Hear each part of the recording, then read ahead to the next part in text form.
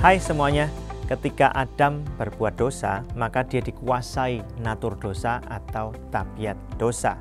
Sehingga keturunannya Adam, manusia semuanya dikuasai natur atau tabiat dosa. Oleh karena itu, setelah pertobatan, untuk menjadi baik, manusia perlu diajar terus-menerus. Sedangkan untuk berbuat dosa, nggak usah diajar, bisa sendiri. Anda bayangkan, nggak ada yang ngajarin anak kecil berbohong, bisa bohong sendiri tuh. Nggak ada yang ngajarin anak kecil mukul temannya ketika dia marah, pukul sendiri itu. Itulah natur atau tabiat dosa. Nah, manusia perlu dididik setelah dia menerima Tuhan Yesus yang menebus ya sebagai satu-satunya Tuhan dan Juru Selamat. Manusia perlu diajar untuk hidup benar di hadapan Tuhan. Perlu dimuridkan. Itulah sebabnya dalam amanat agung Tuhan Yesus dikatakan, pergi jadikan semua bangsa muridku. Baptislah mereka, lalu ajar mereka melakukan segala sesuatu yang kuperintahkan kepadamu. Core value kita yang kelima yang akan kita pelajari sama-sama 2 bulan yang ke depan adalah disciple making. Kita ini dimuridkan dan kita targetnya bisa memuridkan orang lain. Oleh karena itu mari beri diri kita untuk mau diajar, mau dibentuk, mau ditolong, ditegur, diarahkan untuk semakin hari kita punya karakter semakin menyerupai Kristus. Kasihnya, kekudusannya, kebaikannya, kepeduliannya, integritas hidupnya, kemurahan hatinya, dan yang lain sebagainya. Bukan berhenti pada pikiran kita, tapi sungguh-sungguh mengubah kita menjadi manusia yang baru.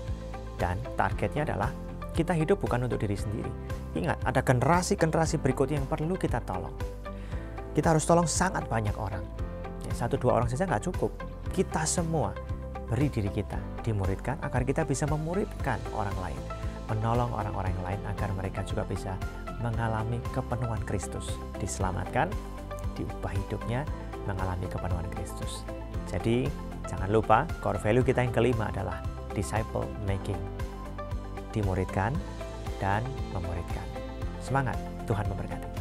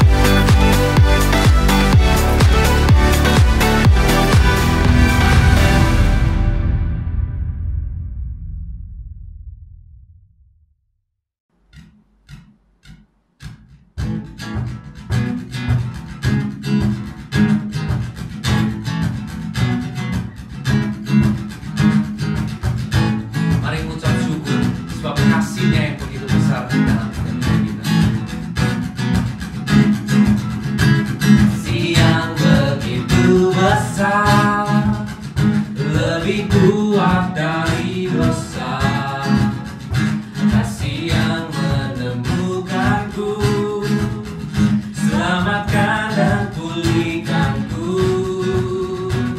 Ku naikkan syukurku, ku tak akan berhenti memuji, meninggikan namamu selalu, menari, memuliakanku. Dibebaskan, dibangkitkan, hidupnya kami, dan kini hanya untukmu.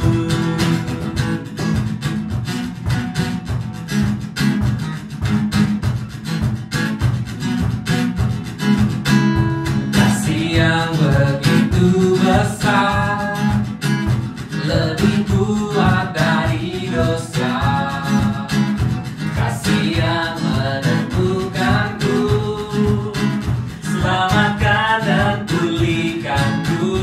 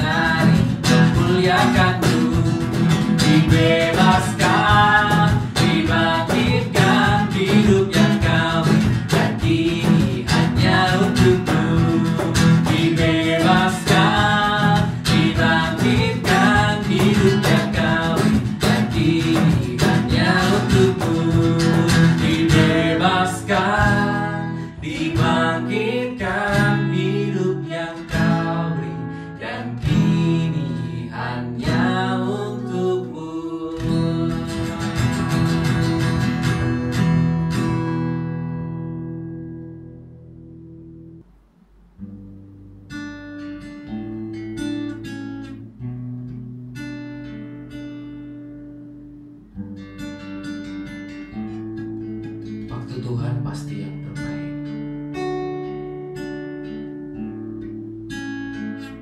Bila kau izinkan sesuatu terjadi, ku percaya semua untuk kebaikanku. Bila nanti telah tiba waktumu, ku percaya kuasa-Mu memulihkan hidupku. Waktu Tuhan pasti yang terbaik,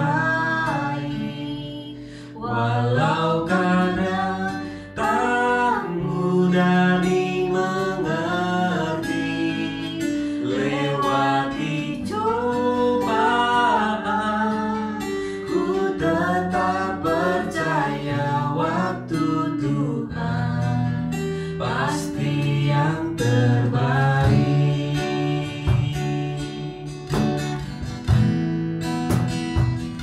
Bila kau izinkan sesuatu terjadi,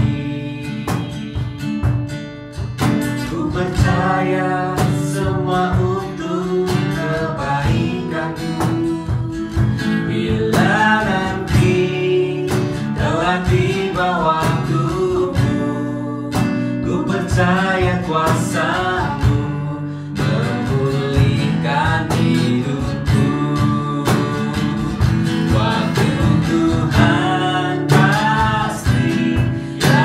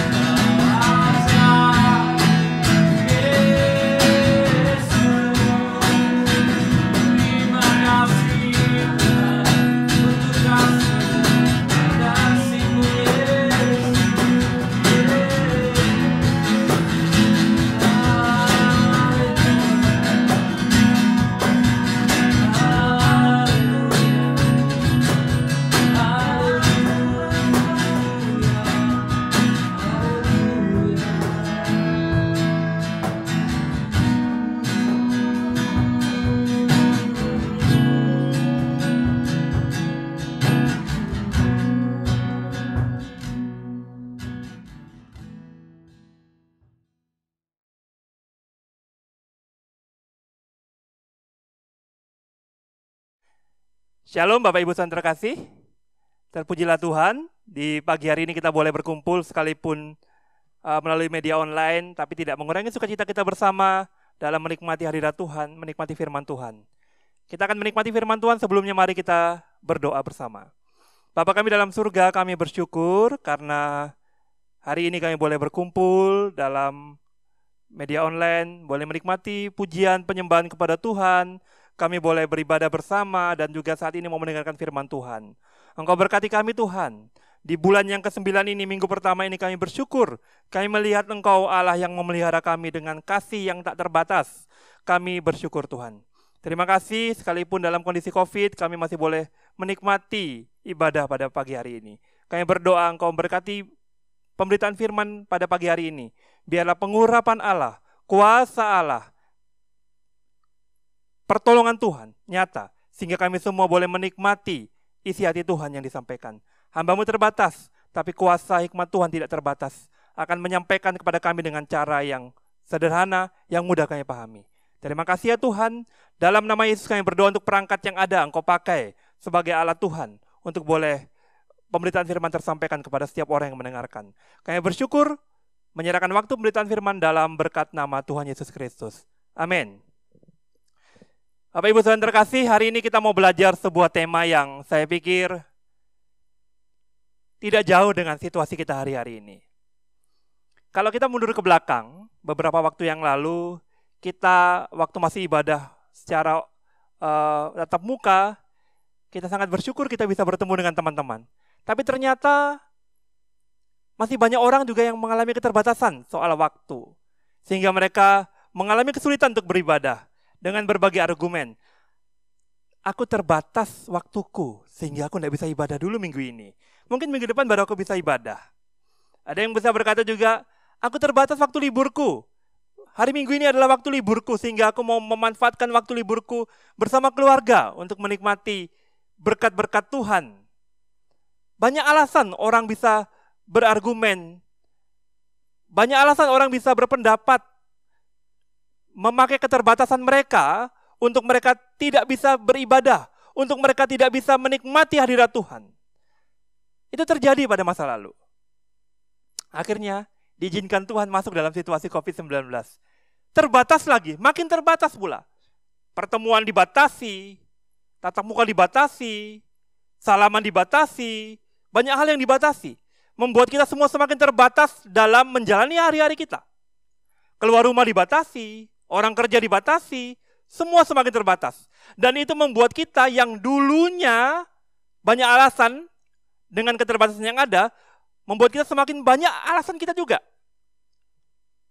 Kalau dulu orang beribadah, ya masih curi-curi pandang buka HP, tidak serius ibadah. Nah, sekarang dapat kesempatan ibadah online, banyak lagi alasannya. Apa alasannya misalnya? Oh, saya belum bisa ibadah online, maaf. Oh, selain waktu, selain banyak hal, banyak saja alasannya. Yang paling muncul alasannya adalah kuota saya terbatas. Saya tidak bisa ibadah online. Wifi saya error. Lampu mati. Jadi wifi tidak nyala. Banyak sekali alasan. Kalau kita mau bicara soal alasan, dalam dunia ini akan banyak muncul alasan untuk membenarkan tindakan saya dan Anda dalam beribadah. Akan membenarkan tindakan saya dan Anda untuk tidak beribadah. Padahal sebenarnya, kalau kita mau jujur, persekutuan dengan Tuhan, ibadah dengan Tuhan itu adalah satu situasi di mana kita bisa berkomunikasi dengan Tuhan yang akan membuat kita semakin kuat dalam keterbatasan yang ada. Tapi kita lupa di situ. Membuat kita kadang-kadang menghalalkan keterbatasan untuk tidak beribadah. Memakai banyak alasan untuk tidak beribadah. Malas berdoa, malas baca Alkitab. Itu fakta yang terjadi hari-hari ini.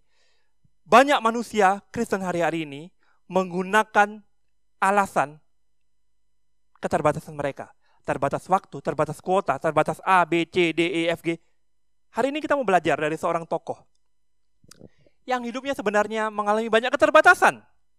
Tetapi karena integritasnya membuat dia tidak memakai alasan itu untuk tidak bisa berbuat. Tidak menggunakan keterbatasannya sebagai alasan untuk tidak berbuat apa-apa, tetapi justru memakai keterbatasannya dalam berkarya bagi dirinya, bagi keluarganya, bahkan bagi bangsanya. Saya mau mengajak kita belajar dari seorang tokoh yang terkenal, yang bernama Yusuf. Yusuf putra Yakub dan Rahel.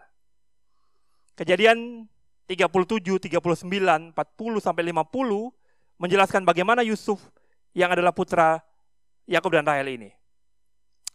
Mungkin karena banyaknya pasal, saya hanya mau mengajak kita membaca beberapa bagian saja. Yang saya mau mengajak kita baca adalah bagian yang pertama, pasal 39 ayat yang pertama. Bapak Ibu boleh baca di rumah, nanti akan saya jelaskan dengan sederhana. Bapak Ibu, dalam bagian pasal 39 ayat yang pertama itu dijelaskan bagaimana Yusuf dibuang ke Mesir. Sedikit saya mundur ke belakang. Dalam pasal yang ke-37 dijelaskan bagaimana Yusuf adalah putra dari Yakub dan Rahel, di mana mereka adalah dua insan yang jatuh cinta. Ya. Yakub sangat mencintai Rahel. Yakub sangat menyayangi Rahel. Butuh waktu yang panjang untuk mendapatkan Rahel dengan cara mertuanya yang cukup licik, dalam tanda kutip cerdik, yang menggunakan cara untuk mendapatkan sesuatu dari Yakub. Ya. Karena susahnya mendapat Rahel, maka begitu mendapat Rahel, Yakub begitu bersuka cita, dan bahkan setelah mendapatkan Yusuf, Yakub begitu menyayangi Yusuf. Akibatnya apa? Yusuf mengalami satu tekanan psikologis dari saudara-saudaranya. Dia tidak disukai oleh saudara-saudaranya karena begitu disayang oleh papanya. Mendapat banyak fasilitas-fasilitas yang baik dari papanya. Mendapat banyak hal yang lebih dari yang lainnya. Membuat saudara-saudara Yusuf iri. Membuat saudara-saudara Yusuf menjadi tidak suka dengan Yusuf. Dan akibatnya apa? Pada pasal 37 bagian terakhir, mereka berencana untuk menghabisi Yusuf. Tapi puji Tuhan, kakaknya menghalanginya dan hanya dibuang ke sumur dan dijual kepada orang Ismail, dibuang ke Mesir. Kita akan baca pada pasal 39 ayat yang pertama. Saya minta bantuan istri saya, Pendeta Silestari, untuk membantu saya membacakan bagian firman Tuhan ini. Kejadian 39 ayat yang pertama sampai yang ke-6. Kejadian pasal 39 ayat 1 sampai dengan ayat yang ke-6. Demikianlah firman Tuhan. Adapun Yusuf telah dibawa ke Mesir, dan Potifar, seorang Mesir, pegawai istana Fir'aun, kepala pengawal raja, membeli dia dari tangan orang Ismail yang telah membawa dia ke situ. Tetapi Tuhan menyertai Yusuf sehingga ia menjadi seorang yang selalu berhasil dalam pekerjaannya. Maka tinggallah ia di rumah tuannya orang Mesir itu. Setelah dilihat oleh tuannya bahwa Yusuf disertai Tuhan dan bahwa Tuhan membuat berhasil segala sesuatu yang dikerjakannya, maka Yusuf mendapat kasih tuannya dan ia boleh melayani dia. Kepada Yusuf diberikannya kuasa atas rumahnya dan segala miliknya diserahkannya kepada kekuasaan Yusuf. Sejak ia memberikan kuasa dalam rumahnya dan atas segala miliknya kepada Yusuf, Tuhan memberkati rumah orang Mesir itu karena Yusuf, sehingga berkat Tuhan ada atas segala miliknya, baik yang di rumah maupun yang di ladang. Ayat yang ke-6.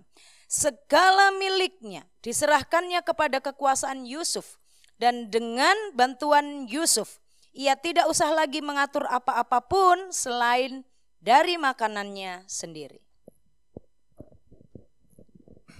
Bapak Ibu Saudara terkasih, memperhatikan bagian ini, kita pasti akan berpikir dalam ayat pertama khususnya, bagaimana Yusuf dibuang ke Mesir. Dari negeri lain dibuang ke Mesir. Mengakibatkan Yusuf tidak sebenarnya di kota yang baru, di negara yang baru ini, dia tidak bisa berbuat apa-apa. Dengan kata lain, Yusuf sangat terbatas di sana. Siapa yang dia kenal di sana? Tidak ada orang yang dia kenal. Dia sangat-sangat mengalami keterbatasan. Dia ada di luar negeri sendirian, dibuang oleh saudara-saudaranya, mengalami pengasingan di negeri orang. Yang pertama, dia ada di luar negeri sendirian. itu terbatas. Tidak tahu dia bisa bahasa Mesir atau tidak. Saya tidak tahu bahasanya sama atau tidak. Kemungkinan sama ataupun tidak, pasti intinya akan mengalami kesulitan. Akan mengalami keterbatasan dalam bertindak, dalam berperilaku, dalam beraktivitas. Yang pertama. Yang kedua, Yusuf mengalami keterbatasan. Karena apa? Karena dia adalah seorang budak. Budak itu tidak bebas. Budak belian itu adalah pribadi yang harus mengikuti apa kata tuannya. Itu yang dialami Yusuf. Terbatas. Terbatas. Tapi Alkitab tidak mencatat bahwa Yusuf mencari-cari alasan untuk tidak berbuat apa-apa. Di situ terlihat bagaimana Yusuf dibeli oleh Potifar dan dipekerjakan di sana. Yusuf tidak patah arang. Yusuf melakukan pekerjaannya dengan maksimal, dengan penyertaan Tuhan yang luar biasa, mengakibatkan pekerjaannya berhasil. Yusuf tidak cari alasan untuk membenarkan keterbatasannya. Sebenarnya kalau kita mau berpikir agak konyol-konyolan, agak bodoh-bodohan, Yusuf bekerja di Potifar itu dia bilang aja sebenarnya dalam pikirannya, aku ini kan hanya budak. Ya aku kerjakan saja yang bisa aku kerjakan. Tapi Yusuf tidak demikian. Karena kedekatannya dengan Tuhan, dia punya hubungan yang baik dengan Tuhan, dia disertai Tuhan.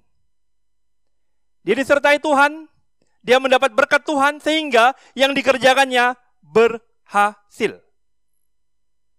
Yang dikerjakan Yusuf berhasil. Dan tuannya akhirnya mempercayakan Yusuf posisi yang baik. Menjadi orang yang dipercaya di rumah Potifar. Bapak Ibu tahu Potifar itu siapa? Potifar itu adalah, kalau zaman sekarang mungkin kepala pas pampres ya. Atau panglima. Orang yang punya kedudukan. Saya mau sedikit mengajak kita berpikir. Yusuf mendapat mimpi, tadi saya singgung di awal, mendapat mimpi yang cukup unik. Ya, sehingga dia dibenci oleh saudara-saudaranya, salah satunya adalah karena mimpinya itu. Menganggap bahwa saudara-saudaranya pasti akan mengikuti dia, akan menyembah dia, dan sebagainya. Mimpi visi yang begitu besar itu yang Yusuf dapatkan, ya. Tetapi ternyata dalam faktanya, dia dibuang, dia dibenci, dan dia dibuang. Dan dia bahkan menjadi seorang pekerja, seorang budak yang terbatas. Luar biasanya Yusuf tidak menggunakan itu sebagai alasannya untuk tidak maju. Dia tetap hidup dalam visi yang Tuhan taruh di pikirannya, di hatinya. Dia tetap berjalan melakukan pekerjaannya dengan baik.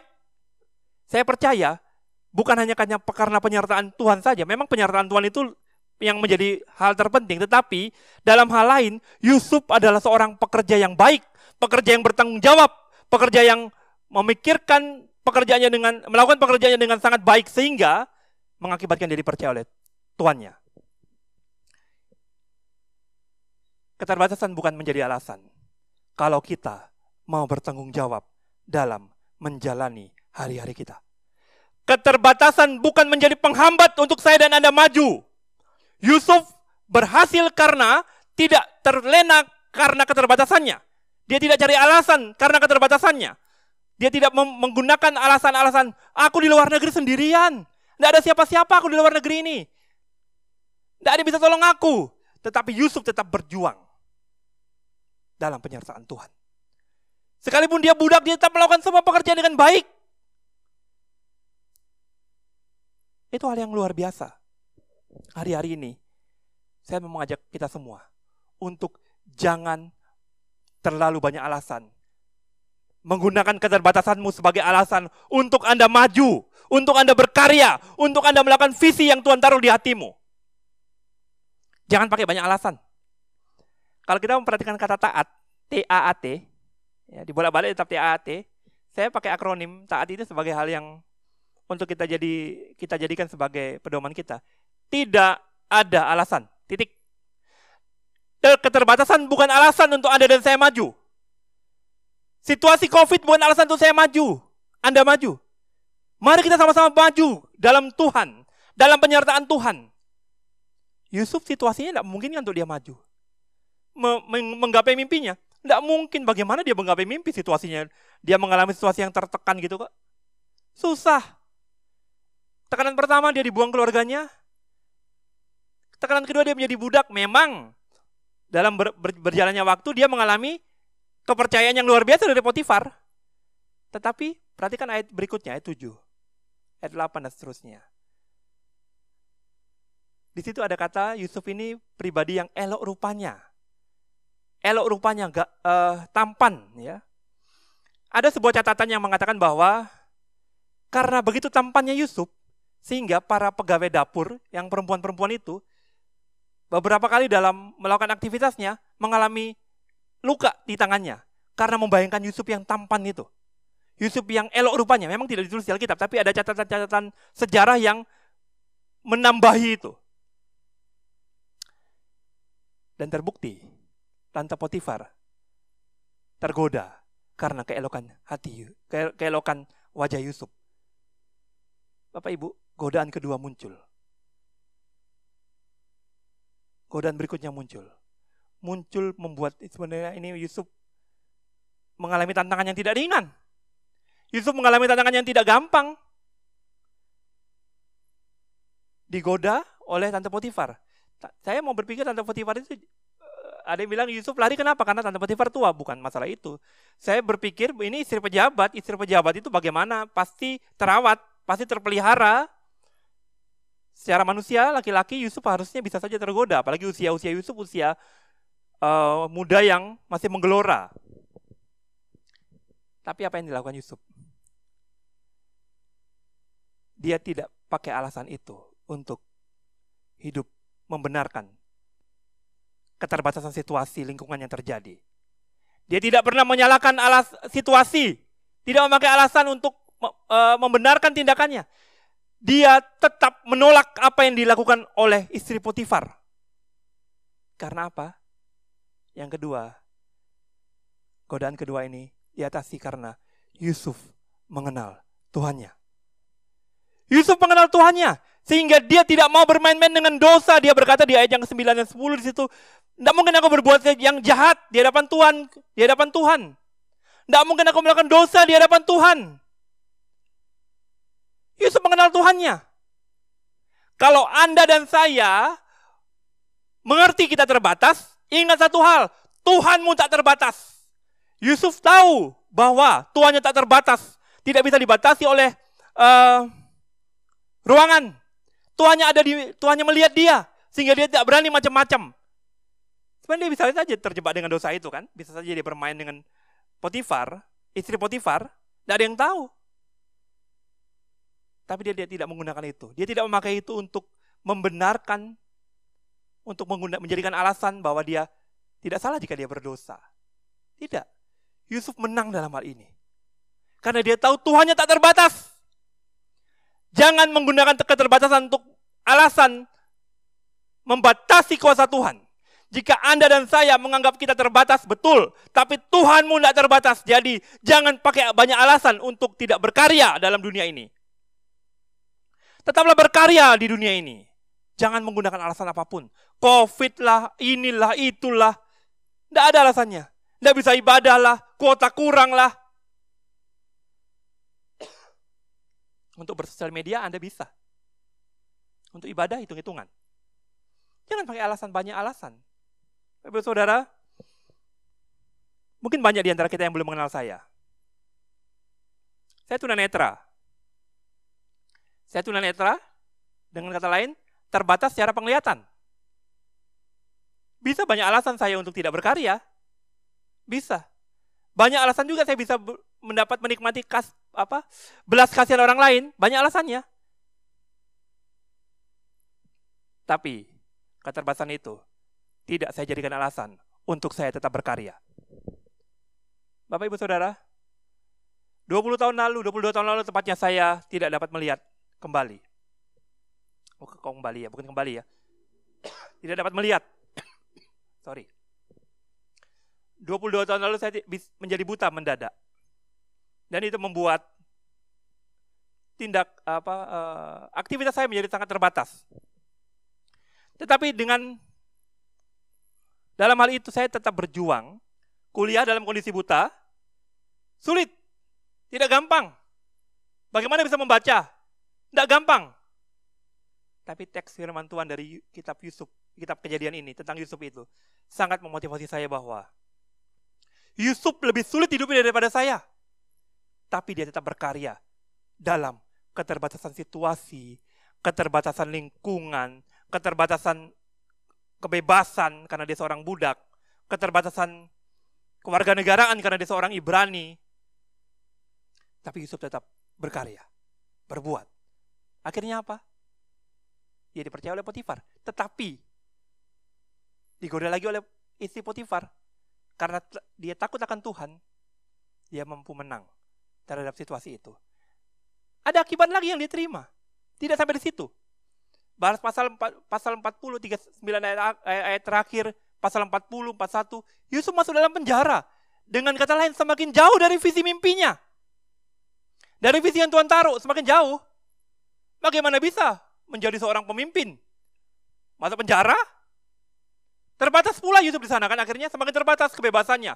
Kemerdekaannya semakin terbatas. Tapi tidak jadi alasan untuk Yusuf tetap berkarya. Seperti poin yang pertama saya sampaikan tadi.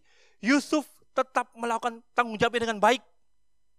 Dan akhirnya dia menikmati penyertaan Tuhan. Dan di penjara itu pun dia mendapat kepercayaan yang sama seperti waktu di rumah Potifar. Mengelola penjara. Bapak Ibu kalau tahu di penjara itu orang baru biasanya kan dianiaya oleh orang-orang lama. Tapi Yusuf mendapat kepercayaan yang luar biasa dari kepala penjara. Kepala penjara. Bapak Ibu, keterbatasan bukan alasan untuk Anda maju. Selama yang pertama, Anda bertanggung jawab. Tetaplah bertanggung jawab. Lakukan yang Tuhan percayakan. Jangan pernah menyerah. Yang kedua, kenali Tuhanmu.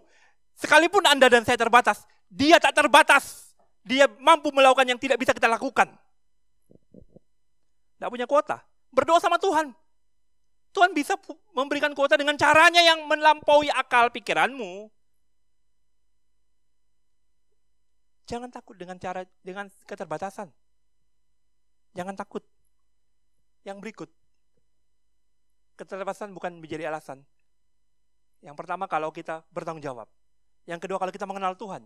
Yang ketiga kalau kita punya kerendahan hati. Bapak Ibu, Yusuf dalam penjara, dia mengalami menikmati kepercayaan dari kepala penjara. Dia menolong tukang roti dan tukang anggur itu, minuman raja itu. Dia menolong dan akhirnya dua orang ini lupa dengan Yusuf. Ya, lupa dengan Yusuf. Khususnya yang akhirnya mendapat kepercayaan lagi dari raja, dari Firaun. Lupa dengan Yusuf. Tapi kalau Tuhan sudah berbuat, akan terjadi yang melampaui pikiran Yusuf. Akhirnya, raja bermimpi. Dan orang yang pernah ditolong oleh Yusuf ini menceritakan bahwa di penjara ada orang yang bisa menafsirkan mimpi. Yang ketiga, keterbatasan bukan menjadi alasan untuk kita berkarya maju. Kalau kita punya kerendahan hati. Kalau kita punya kerendahan hati, kita akan tetap bisa maju berkarya. Maksudnya bagaimana? Yusuf waktu bertemu Firaun bilang mimpiku gini. Coba kau tafsirkan. Yusuf tidak sombong. Kesempatan harusnya bisa sombong ya. Oh iya, saya bisa menafsirkan. Enggak. Dia tetap tahu siapa dirinya. Dan dia tetap mengandalkan Tuhan sebagai pribadi yang disembahnya. Itu membuktikan bahwa dia dekat dengan Tuhan dan dia tahu bahwa Tuhan yang dia kenal bukan Tuhan yang terbatas, yang sanggup melakukan yang terbatas bagi manusia. Yusuf membuktikan itu. Dan akhirnya Firaun mimpinya dapat ditafsirkan dan semua yang ditafsirkan oleh Tuhan melalui Yusuf terjadi. Dan Yusuf akhirnya mendapat kepercayaan menjadi orang nomor 2 di Mesir.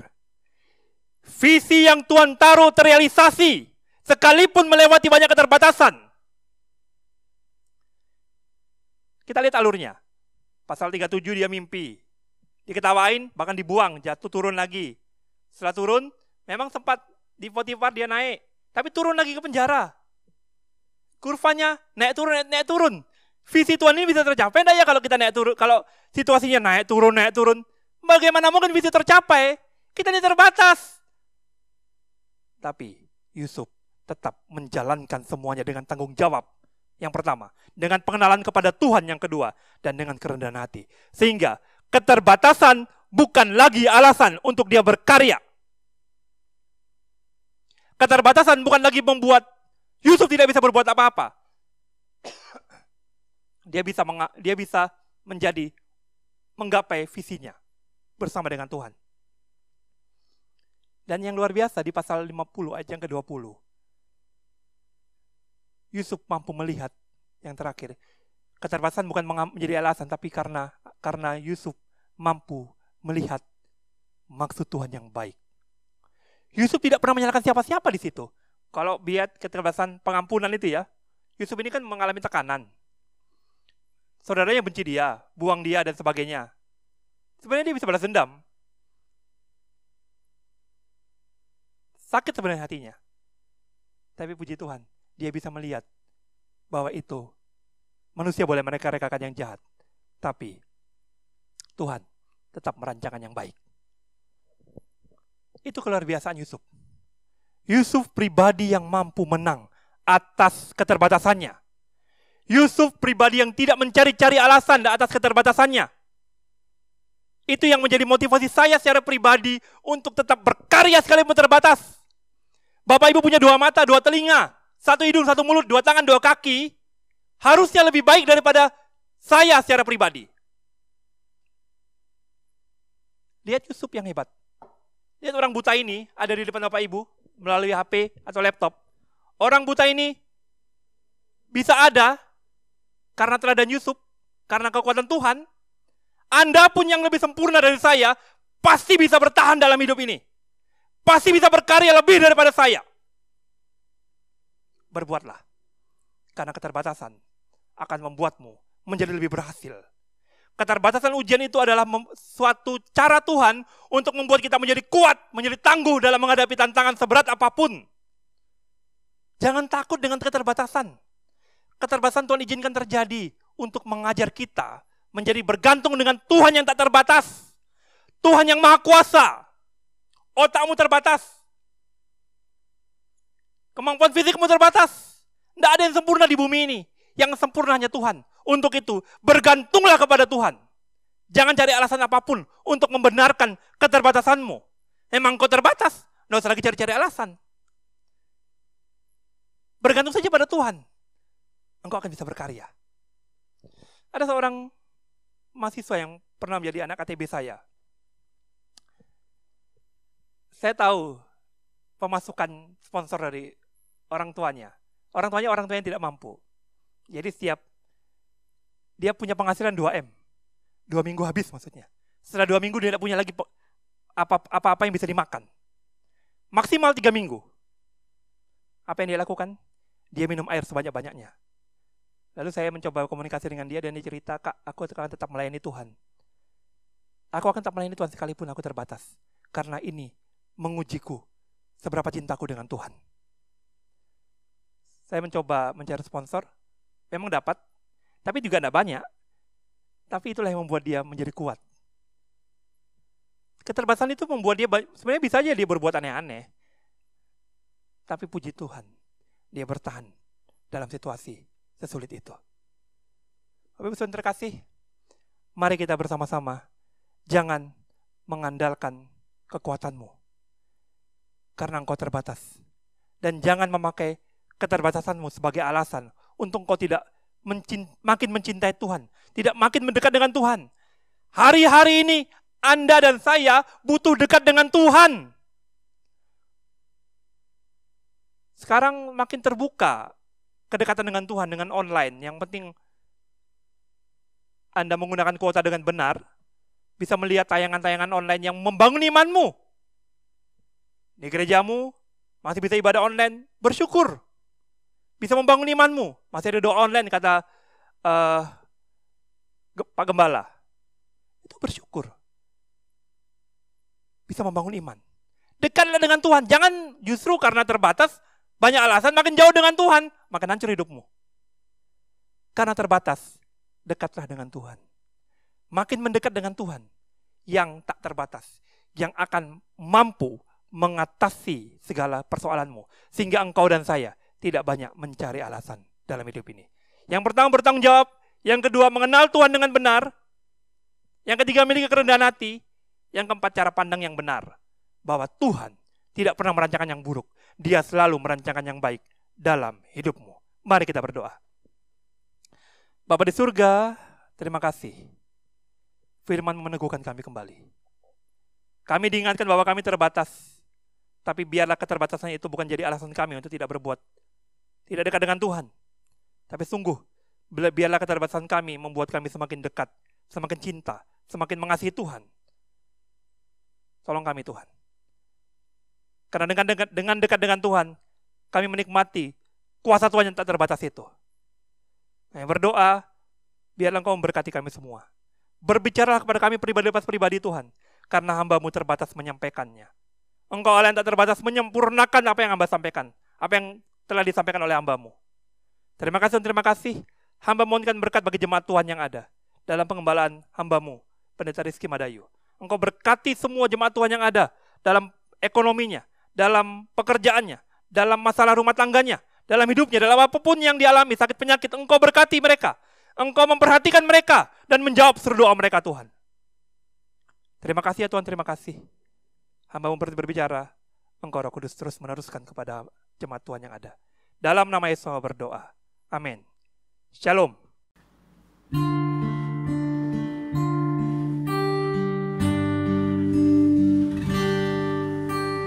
Walau ku harus berjalan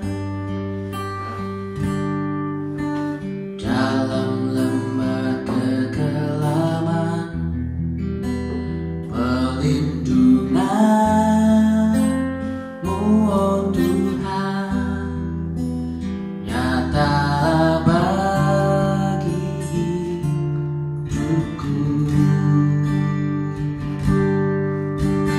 Tiada pernah sedetik pun,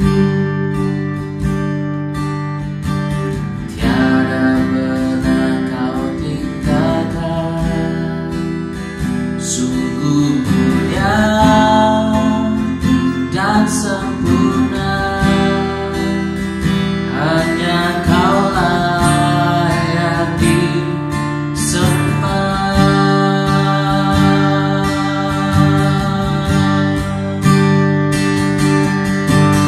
Yesus, Engkau juru selamatku, dalam janji-Mu kemenanganku. Selamanya kan ku nyatakan besar setia-Mu, Tuhan, di hidup. Khusus Engkau juru selamatku, dalam janji-Mu kemenanganku. Selamanya kan ku nyatakan besar setia-Mu, Tuhan. Besar setia-Mu, Tuhan. Besar setia-Mu, Tuhan, di hidupku.